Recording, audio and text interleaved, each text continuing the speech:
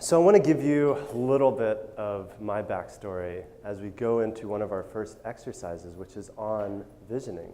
It's a little bit about my own vision as I came into the place where I started writing what was the first edition of my book, Lifestyle Entrepreneur, back in 2010, 2011. And at that time, throughout most of my 20s, I'd been an entrepreneur in some shape or form, whether that was in the music industry or in renewable energy at the time, or all variety of different businesses that I'd been involved in. As I was getting closer to turning 30, I realized, what's the common thread between how I've approached entering into different businesses in unrelated fields, coupled with my love of traveling and learning languages and German and Chinese and Russian, and I couldn't really answer the question, what do you do? And I started to think about myself, well, what is my process? What's my own actual internal thought process that has led me to, or at least justified decisions that seemed like a very roundabout path? And that led to writing a book eventually called Lifestyle Entrepreneur, after spending a lot of time in Southeast Asia. I used to have a promotional products company that sold flash drives and other things, and we had the whole 4-hour work week structure to the business, where it was like a virtual setup. We had team and customers all around the world. And so when I had the opportunity to write and release a book in Southeast Asia, that was actually the first place where my book came out, not even in the US, although it was in English. A little shot of my publishing team out of Kuala Lumpur, Malaysia, on the very first book fair, very first book launch of Lifestyle Entrepreneur version 1.0. And I put together a video, which, if we have sound off the computer, I want to share a little bit of the origin story as we start to look at all of your visions for what you can do and accomplish with your book.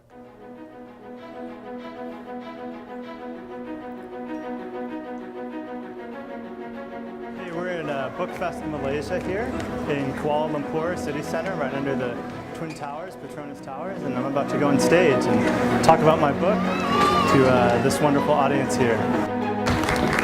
How's everybody doing today? 大家好，你今天好不好? I'm actually visiting all the way from San Francisco, California, and that is quite a long flight. It is entirely possible for anybody here to make money doing what they love, to start a business based on your own interests and passions. I'm happy to help. I always respond to everybody. I think the important thing is just to make the decision that you're going to do it, and then everything else starts to fall into place. So we're here in Batu Caves in the outskirts of Kuala Lumpur, Malaysia, and it's our day off, so I wanted to come explore some of the unique geography, and this is actually one of the biggest Hindu temples in Malaysia. One of the lifestyle aspects of being a lifestyle entrepreneur is getting to explore and get in touch with the culture and some of the surrounding areas. That's a business that you can build on your next vacation abroad. And in fact, it doesn't have to stop there. You can build multiple businesses in this style on a number of vacations to interesting destinations all around the world. My life and my business experience, having started over 5 businesses in my 20s. Oh, sure. Success. That's what I mean. We're here at the top of the Petronas Towers, trying to get a little bit of perspective from a higher vantage point. If there's one thing I want you to take away from this video, it's to look at the entire world as both your playground and your potential addressable market. And we'll talk more about that in just a minute, but I'm going to go out here and explore the city. There was the very first book launch video for Lifestyle Entrepreneur. I think that was back in, I think that was in 2012. So it's been quite a journey. Now that seems like a while ago. I looked a lot younger in that video, didn't I? It's funny thinking back, on the production value.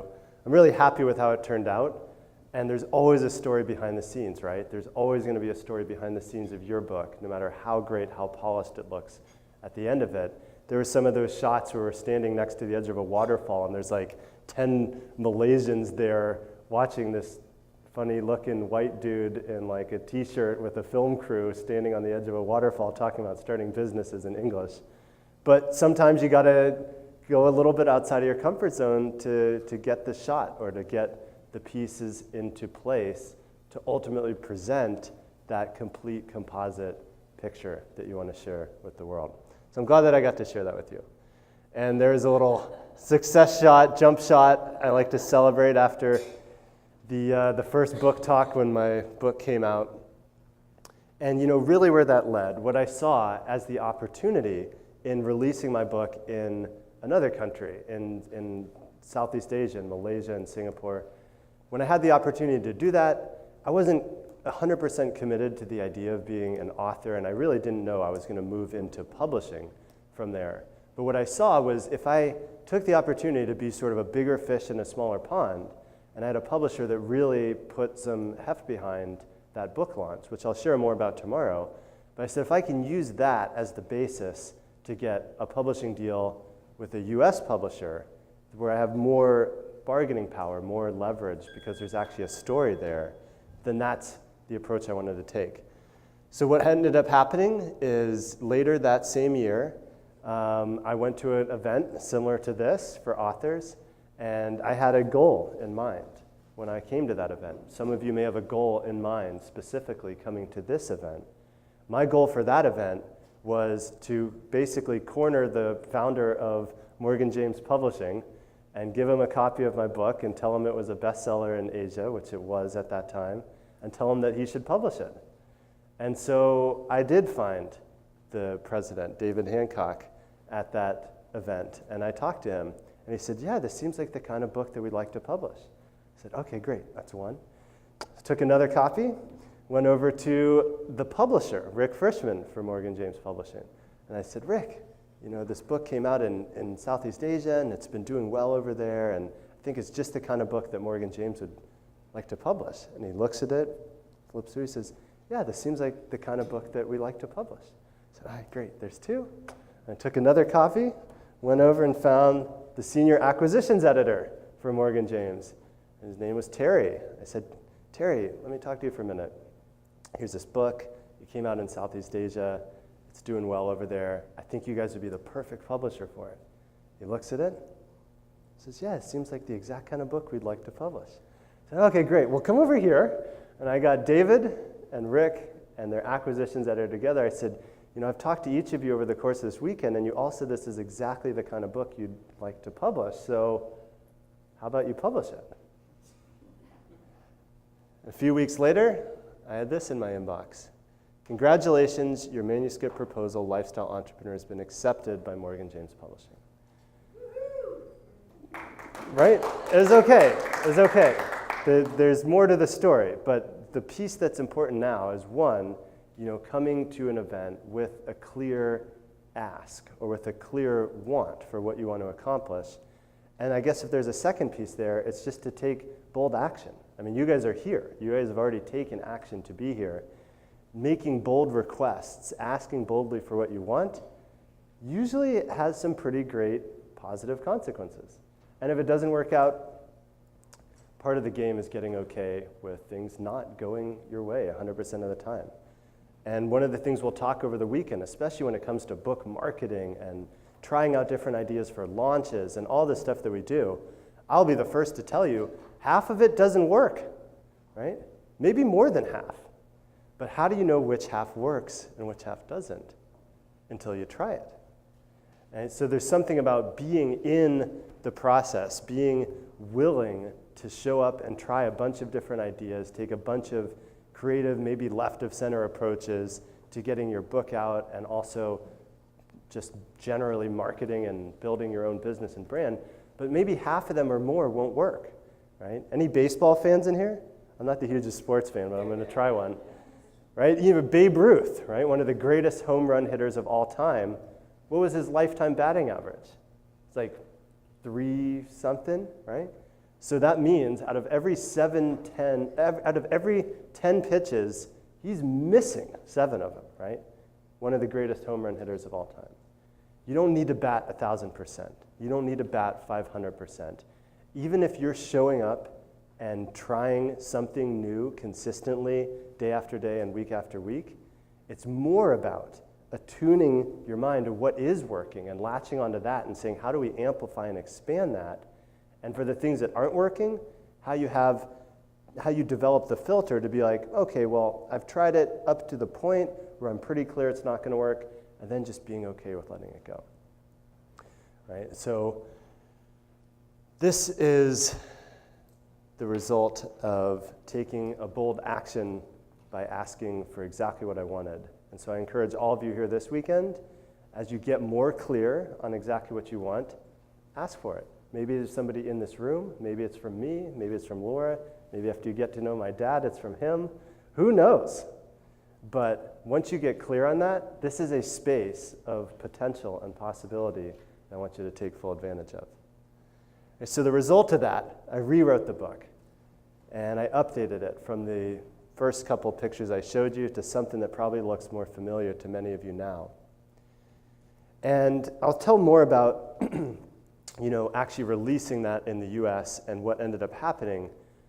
And I'm going to skip a little bit ahead in the story because what I realized after working with 2 different publishers in 2 years was that I saw a very clear vision. The vision for me began to become clear for the kind of book publishing company I would start, or the kind of book publishing company I wish I had 2 or 3 years before.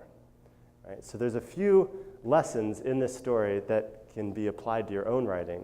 One is, I wrote Lifestyle Entrepreneur to be the book that I wish I read when I was like 18 or 19, on the tail end of having a whole bunch of experiences, stories, and strategies to share after going through publishing with 2 different publishers, having some successes and some drawbacks or temporary failures. I saw the kind of publishing company I wish I had when I started.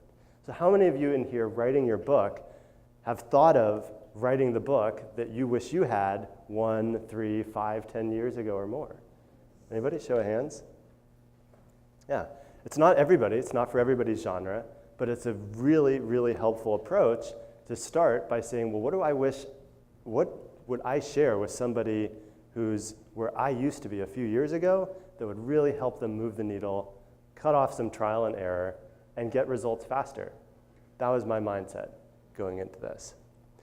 And then it grew, and now we've got upwards of 20 different books out, another 10 or so more under production, and I always kind of joked with my dad and others that if I stayed in a business longer than 2 years, then I would have found my career, because the story of my 20s was getting interested in something, getting excited about something, and boom, just getting involved and going after it. And that made some great stories. It had some fun memories and also had some things that probably aren't worth repeating. But, through that, and now being in publishing full-time for over 3 years, I really believe like I found my career. I love this. I'll be doing this for decades. And that's a beautiful thing. So that's a little bit of backstory. And, my vision now for publishing has clarified. And I'll share that with you. And then we're going to start to do some visioning work so that we stay at this high level on day 1 before lunch. We're not going to get into the latest marketing strategies. We're not going to talk about Facebook ads on day 1 before lunch. We're going to keep it high level and then get down into the details over the course of the weekend. Is that okay with everybody? Yeah. Cool.